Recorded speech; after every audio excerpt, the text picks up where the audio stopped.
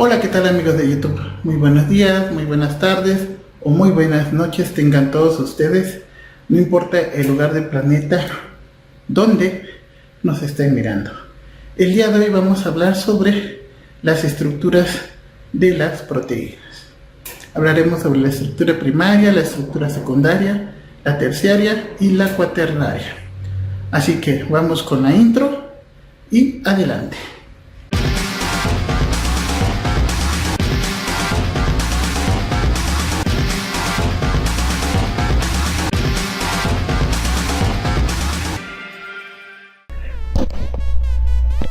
Estructura de las proteínas.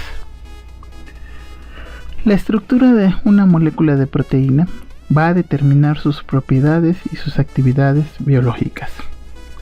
Cada molécula de proteína tiene una forma tridimensional definida que también se conoce como forma bioactiva.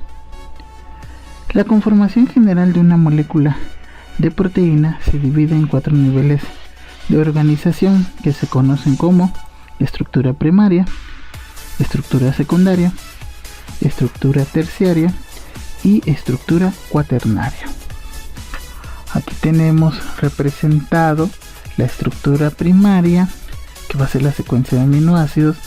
Aquí tenemos la estructura secundaria, que es como estos aminoácidos se van organizando. La estructura terciaria es como estas estructuras secundarias se organizan entre sí, y finalmente la estructura cuaternaria, que es como todas las estructuras terciarias se organizan para formar una molécula de proteína con una función específica. Ok, vamos a ver cada una de estos tipos de estructura. La estructura primaria. La secuencia de aminoácidos que jamás es ramificada en una proteína se denomina secuencia primaria. Acuérdense que los aminoácidos que van a constituir la estructura primaria se unen entre sí mediante el enlace peptídico, y acuérdense también que el enlace peptídico tiene un carácter rígido, por lo tanto no permite movimiento en los átomos que lo conforman. Por esa razón la estructura primaria de una proteína siempre va a ser lineal, no va a ser ramificado.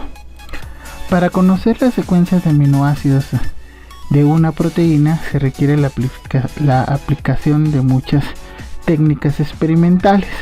Básicamente podemos conocer la estructura primaria o la secuencia de aminoácidos mediante el empleo de la degradación de ECMA, que es una hidrólisis moderada de los aminoácidos que después se unen a un reactivo, y este reactivo es identificado en un equipo. Previamente, cada uno de los 20 aminoácidos han sido modificados con este reactivo y son aplicados al aparato. Y existe una técnica nueva que se conoce como el proteoma, que nos permite, en el caso de que los aminos terminales se encuentren bloqueados, conocer la estructura primaria de una proteína. ¿Por qué es importante conocer la estructura primaria de una proteína? Porque muchas enfermedades genéticas residen en proteínas que poseen una secuencia de aminoácidos anormal. La función de una proteína depende de su secuencia de aminoácidos, eso ya lo acabamos de ver, y de la forma en que ésta se pliegue, que es decir, que llegue a su forma bioactiva. El cambio en un solo aminoácido en la secuencia de proteínas puede tener efectos muy importantes, y un ejemplo de ellos vamos a tenerlo en la hemoglobina humana, ¿sí? Donde un solo cambio en un aminoácido va a provocar la anemia falciforme. La información para el plegado tridimensional de las proteínas está contenido en su secuencia de aminoácidos. Todas las proteínas de una misma especie adoptan una única conformación tridimensional o conformación nativa. Esto quiere decir que todas las proteínas que están relacionadas estructuralmente van a tener una forma bioactiva muy parecida. Por ejemplo, todos los anticuerpos adquieren la misma estructura tridimensional a pesar de que van a reconocer antígenos diferentes. La conformación nativa es estabilizada por múltiples interacciones no covalentes, que vamos a ver más adelante. La desnaturalización de una proteína se refiere a la pérdida de la conformación nativa, y muchas veces, una vez que se ha perdido la conformación nativa o bioactiva, la proteína ya no puede recuperar esta función, salvo algunos ejemplos, ¿sí?, de las proteínas que se pueden desnaturalizar y renaturalizar. Las proteínas consisten de uno o más dominios. Los dominios son parte de la cadena polipeptídica que se pliega independientemente del resto de una estructura estable y compacta que posee una función definida. Los dominios tienen una longitud de 40 a 400 residuos de aminoácidos y pueden ser pasados de una proteína a otra sin perder su identidad. Los dominios entonces nos están refiriendo a una secuencia de aminoácidos específica en la proteína. Acuérdense, los dominios, la reacción antígeno-anticuerpo se da porque las inmunoglobulinas tienen regiones específicas para poder reconocer el antígeno. Las enzimas tienen sitios activos donde van a reconocer a sus sustratos. Los transportadores tienen sitios de reconocimiento que van a permitir unirse a su ligando. Por lo tanto, los dominios de los anticuerpos, los sitios activos de las enzimas, los sitios de reconocimiento de algunos receptores son dominios específicos de cada una de estas proteínas. Muy bien, la estructura secundaria. El esqueleto polipeptídico no asume una estructura tridimensional al azar. De hecho, está compuesto de arreglos regulares de aminoácidos que se encuentran en proximidad dentro de la secuencia primaria. A estos arreglos regulares se les denomina estructura secundaria de la proteína, de los cuales tenemos las alfa hélice, las hojas plegada beta y los giros o vueltas beta. Son los ejemplos de estructura secundaria comúnmente encontrados en las distintas proteínas. Muy bien, vamos a ver las alfa hélice. Existen diferentes tipos de alfa hélice en los polipéptidos, pero la alfa hélice es la más común. Esta estructura es una espiral que consiste de residuos de aminoácidos empaquetados formando un núcleo, en donde las cadenas laterales de los residuos se encuentran hacia afuera del eje central para evitar interferencias estéricas o de tamaño o de carga. Las interacciones no covalentes entre los restos laterales de los aminoácidos dan origen a la estructura secundaria. Esta conformación viene dada por los puentes de hidrógeno intercatenarios.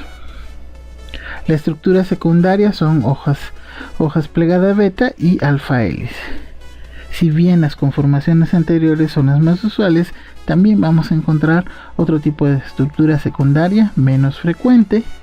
Existen sectores de los polipéptidos cuya estructura no está bien definida y lo vamos a llamar enrollamientos o enroscamientos aleatorios o at random. Aquí tenemos los dos tipos de estructura secundaria más predominante en las proteínas, las alfa hélices y las hojas plegada beta, cuyas características vamos a ver a continuación. Acá tenemos los enroscamientos aleatorios, que son estructuras secundarias no frecuentes en las proteínas, pero que son muy importantes para darle esa estructura tridimensional o forma bioactiva específica a cada una de las proteínas. alfa hélice. Esta estructura tiene forma de un bastón, ¿sí?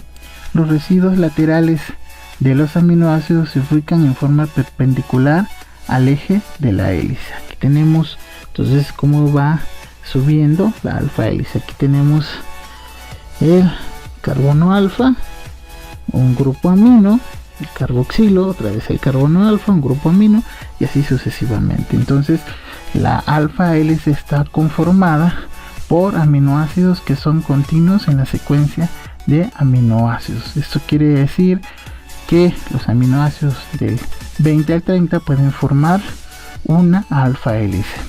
Las alfa hélices no se forman por aminoácidos separados en la secuencia de aminoácidos. Quiere decir que no podemos formar una alfa hélice entre los residuos 10 y 20 junto con los residuos 50 y 100 porque están muy separados. Muy bien. Los puentes de hidrógeno se establecen entre el hidrógeno unido al nitrógeno y el oxígeno del carbono carboxilo. La estructura secundaria de alfa hélice se forma al enrollarse helicoidalmente sobre sí misma la estructura primaria. Por esta razón, solamente se puede formar con aminoácidos que son vecinos en esta estructura primaria. Esto se debe a la formación espontánea de puentes de hidrógeno entre el grupo carboxilo de un aminoácido y el grupo amino del cuarto aminoácido que le sigue. En la alfa hélice, los oxígenos de todos los grupos carboxilo quedan orientados en el mismo sentido y los hidrógenos de todos los grupos amino quedan orientados justo en el sentido contrario. Esta condición es indispensable. Si esto no ocurre, no se puede formar la alfa hélice. La alfa hélice presenta 3.6 aminoácidos por vuelta, tiene una subida por residuos de 1.5 angstrom, contiene 13 átomos y la rotación normalmente es hacia la derecha. Y aquí tenemos cómo se va formando una alfa hélice. Aquí tenemos el enlace peptídico, ¿sí? Aquí tenemos el grupo carboxilo, el carbono alfa y el grupo amino y cómo va subiendo.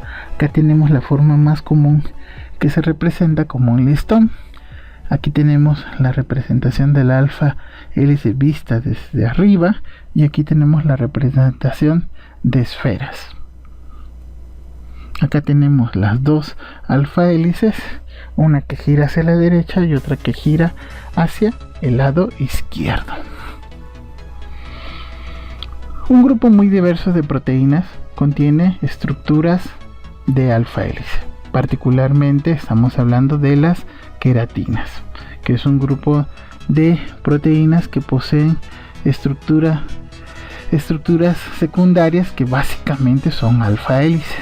Estas proteínas son componentes mayoritarios del cabello, la piel, la uña y da rigidez. Esta forma compacta que tiene la queratina se debe a la presencia de puentes disulfuro. Hay otras proteínas como la hemoglobina que va a ser una proteína globular y flexible a pesar de tener un gran contenido de alfa hélices. Bueno, los puentes de hidrógeno. Una alfa hélice está estabilizada por puentes de hidrógeno entre los oxígenos de los grupos carboxilo del enlace peptídico y los hidrógenos de las amidas que son parte del esqueleto polipeptídico, el grupo amino, que ya lo habíamos visto. Los puentes de hidrógeno se forman desde el grupo carboxilo de un enlace peptídico hasta el hidrógeno de la amida del cuarto enlace peptídico siguiente o anterior en la parte media de la hélice. Esto le da a la estructura su carácter helicoidal, de tal forma que todos los residuos que participan en la alfa hélice están unidos por puentes de hidrógeno. Y aquí lo tenemos. Entonces veamos, aquí tenemos un carbono alfa, ¿sí? Aquí tenemos un grupo, ¿sí? Aquí tenemos el siguiente aminoácido. Entonces veamos. Este es el grupo carboxilo, este es el grupo carboxilo, este es el grupo amino. Entonces aquí tenemos un puente de hidrógeno que debe estar formado con el cuarto aminoácido. Entonces contemos los carbones alfa. 1, 2, 3 y 4. Y entonces los grupos, el oxígeno del grupo carboxilo, todos están orientados hacia la misma dirección. Igual el átomo de hidrógeno del grupo amino siempre está orientado a la misma dirección. Esto permite establecer un puente de hidrógeno vertical. Acuérdense que los puentes de hidrógeno vertical son más resistentes que un puente de hidrógeno lateral. Si no existe esta condición de que los puentes de hidrógeno se encuentren orientados y por los átomos de oxígeno y por los átomos de hidrógeno, la alfa hélice no se va a poder formar. Entonces todos los átomos de oxígeno tienen la misma orientación. Lo mismo ocurre con todos los átomos de hidrógeno del grupo amino. Muy bien, algunos aminoácidos no van a permitir la formación de la alfa hélice. La prolina no permite la formación de esta estructura secundaria porque su grupo amino no es geométricamente compatible con la espiral derecha de la alfa hélice. Por el contrario, produce un cambio en la estructura secundaria. ¿Por qué ocurre esto? Acuérdense que la prolina es el único aminoácido que va a ciclar su cadena lateral con el carbono alfa. Por lo tanto, forma un impedimento estérico a la formación de la hélice. Otros aminoácidos cargados como el glutamato, el aspartato, la histidina, la lisina o arginina pueden también interrumpir la estructura helicoidal al formar enlaces iónicos o al repelerse electrostáticamente. Si hay dos glutamatos o dos asparticos juntos, no se van a repeler. Si hay dos histidinas, dos lisinas o dos argininas en posición benzina, se van a repeler. Si existen arginina y un glutamato juntos, pues van a formar puentes iónicos o enlaces iónicos. Finalmente, los aminoácidos con cadenas laterales voluminosas como el triptófano o aquellos que tienen ramificaciones en el carbono beta, es decir, el primer carbono del grupo R, como la valina o la isoleucina, pueden, dependiendo del número presente, interferir con la formación de la estructura secundaria. Si hay muchos de estos aminoácidos con cadenas laterales voluminosas, no se va a formar la alfa hélice. Muy bien, ahora vamos a ver la conformación beta y las hojas plegadas beta. Son estructuras flexibles que no se pueden estirar. Los restos laterales se ubican hacia arriba y hacia abajo del plano de las hojas. Aquí lo tenemos, una hoja plegada beta, y acá tenemos los puentes de hidrógeno que se establecen otra vez entre el grupo carboxilo y el grupo amino de los segmentos que van a conformar la hoja plegada. Hojas plegada beta. Los aminoácidos van a formar una cadena en forma zigzag. No existen enlaces de hidrógeno entre los aminoácidos próximos de la cadena polipeptídica. Existen enlaces de hidrógenos intercatenarios en los que participan todos los enlaces peptídicos, dando una gran estabilidad a la estructura. Las dos cadenas se pueden unir de dos distintas formas: la paralela y la antiparalela. La antiparalela es un poco más compacta y aparece con mayor frecuencia en las proteínas. Si la cadena con conformación beta se repliega sobre sí misma, se pueden establecer puentes de hidrógeno entre segmentos que antes se encontraban muy lejanos en la secuencia de aminoácidos, pero que ahora por este plegamiento han quedado muy próximos. Esto da lugar a una lámina en zigzag muy estable denominada hoja plegada beta. Esta estructura también se puede formar entre dos o más cadenas polipeptídicas diferentes. Y aquí tenemos cuando un segmento que forma la hoja plegada beta va en una dirección y el otro segmento va en dirección contraria, se conoce como hoja plegada beta antiparalela. Cuando los dos segmentos van en la misma dirección, entonces se conocen como hojas plegadas beta paralelas. Cuando se forman los puentes de hidrógeno entre cadenas polipeptídicas independientes se denominan intercatenarios. Los que se forman en una misma cadena son intracatenarios. En las proteínas globulares, las hojas beta siempre tienen un enrollamiento o torsión hacia la derecha. Generalmente estas estructuras se encuentran en los núcleos de las proteínas. Entonces aquí tenemos normalmente la representación gráfica de las hojas plegadas beta es como unas flechas. Cuando las flechas van en sentidos opuestos son hojas plegadas antiparalelas. Cuando el sentido de las flechas va hacia la misma dirección son hojas plegadas beta paralelas.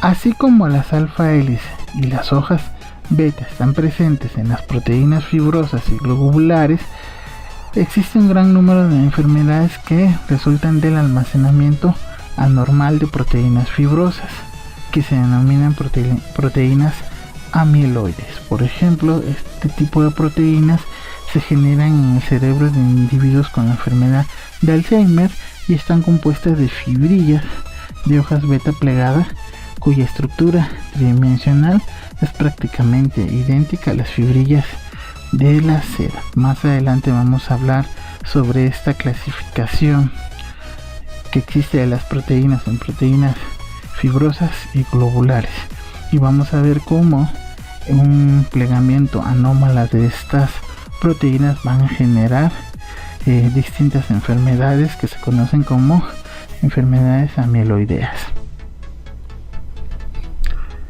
Giros o vueltas beta inversas.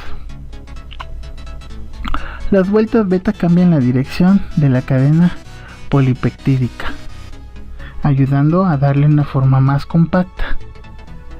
Se encuentran a menudo en la superficie de las proteínas y generalmente poseen residuos cargados. Estas vueltas poseen el nombre de reversos porque frecuentemente conectan hebras beta sucesivas que están formadas por hojas beta antiparalelas. Las vueltas betas están compuestas generalmente de 4 aminoácidos, uno de los cuales normalmente es una prolina, el aminoácido que ya vimos que rompe la estructura secundaria. Pero también podemos encontrar la glicina, que es el único aminoácido que tiene como grupo R un átomo de hidrógeno. Vamos a ver ahora qué es la estructura secundaria no repetitiva. Aproximadamente la mitad de la estructura secundaria de una proteína globular promedio está formada por estructuras alfa hélice y o hojas plegadas beta. El resto se describe como rizos, bucles o conformaciones enrolladas. Esta estructura se conoce como estructura secundaria no repetitiva, pero no se encuentra al azar, simplemente posee un grado de regularidad menor que las descritas anteriormente. Quiere decir que los rizos, los bucles o conformaciones enrolladas se encuentran en una baja proporción comparada con las alfa hélice y las hojas plegadas beta. Estructuras supersecundarias. Las proteínas globulares están construidas por la combinación de elementos de estructuras secundarias. Tenemos alfa hélice, hojas plegadas beta y estructuras no repetitivas. Esta estructura secundaria forma el núcleo de las proteínas que es el interior de la molécula en su estructura tridimensional. La estructura secundaria está conectada en la superficie de la proteína por rizos o bucles, en algunos casos por giros beta. Las estructuras supersecundarias se producen al empaquetar las cadenas laterales de elementos de estructura secundaria adyacentes, por ejemplo las alfa hélices y las hojas plegada beta adyacentes en la secuencia de aminoácidos están también usualmente adyacentes en la estructura final plegada de la proteína. Y aquí tenemos un ejemplo de estas estructuras supersecundarias. Por ejemplo, tenemos una lámina beta, una hoja plegada beta, aquí está. Luego sigue una alfa hélice y tenemos una hoja plegada beta. Esta estructura secundaria, que la podemos encontrar muy frecuentemente en las proteínas, se conoce como loop beta alfa beta. Otra vez, una hoja plegada beta, una alfa hélice y una hoja plegada beta. En este caso, estas dos estructuras se encuentran unidos por un giro. Aquí está, o la vuelta beta. Pero también tenemos una esquina alfa alfa. Aquí tenemos una alfa hélice. Aquí está unida por un giro. Y aquí está otra alfa hélice. Estos son dos ejemplos de las estructuras supersecundarias que se forman por alfa hélices y hojas plegadas beta, que se encuentran muy cercanas en la conformación tridimensional y que normalmente son conectadas por estos giros beta. Muy bien, de manera general podemos clasificar a las proteínas de acuerdo a la presencia de su estructura secundaria. Podemos clasificarlas en proteínas que son 100% a estructura secundaria de alfa hélice, como este que tenemos aquí. Podemos clasificarla como 100% de hojas plegada beta, y podremos tener una tercera clasificación donde el contenido de estructura secundaria, ya sea alfa hélice y de hojas plegada beta, puede ser muy variado. Esta es una clasificación general, y acuérdense que esta estructura secundaria nos va a generar la estructura terciaria, y que finalmente tiene que ver con las funciones de las proteínas. Vamos a ver la estructura terciaria. La conformación terciaria de una proteína globular es la conformación tridimensional del polipéptido plegado. Las interacciones que intervienen en el plegamiento de las estructuras secundarias son interacciones hidrofóbicas entre restos laterales no polares, uniones de Van der Waals, puentes de hidrógeno, interacciones salinas, puentes de sulfuro. Las funciones de las proteínas dependen del plegamiento particular que adopten. Esta estructura está altamente influenciada por la estructura primaria. Entonces aquí tenemos los puentes disulfúricos, las interacciones iónicas y las interacciones hidrofóbicas, que son el tipo de interacciones que van a formar la estructura tridimensional de una proteína. Y acá tenemos un ejemplo, una molécula de histocompatibilidad. Como pueden ver, aquí tenemos unas alfa hélices y acá tenemos unas hojas plegada beta. Esta es una estructura tridimensional que ya nos va a dar una función específica. Muy bien. La estructura cuaternaria. La estructura cuaternaria es la unión mediante enlaces débiles no covalentes de varias cadenas polipeptídicas con estructura terciaria, idénticas o no, para formar un complejo proteico. Cada una de estas cadenas polipeptídicas recibe el nombre de protómero, o subunidad, o monómero.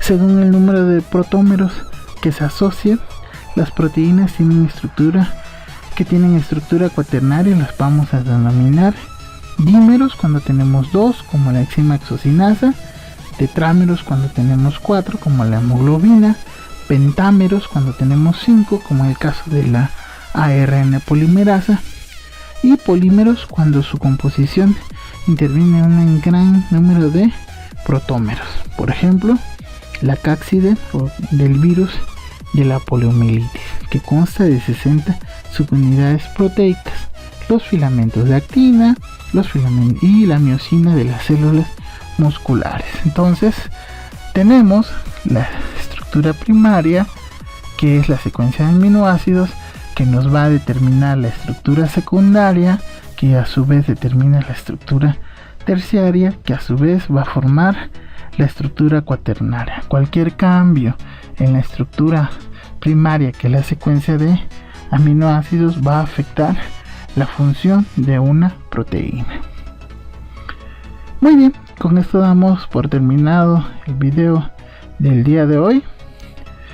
Por favor, dejen sus comentarios, suscríbanse al canal, compartan el video y nos estamos viendo hasta la próxima. Muchas gracias por su atención.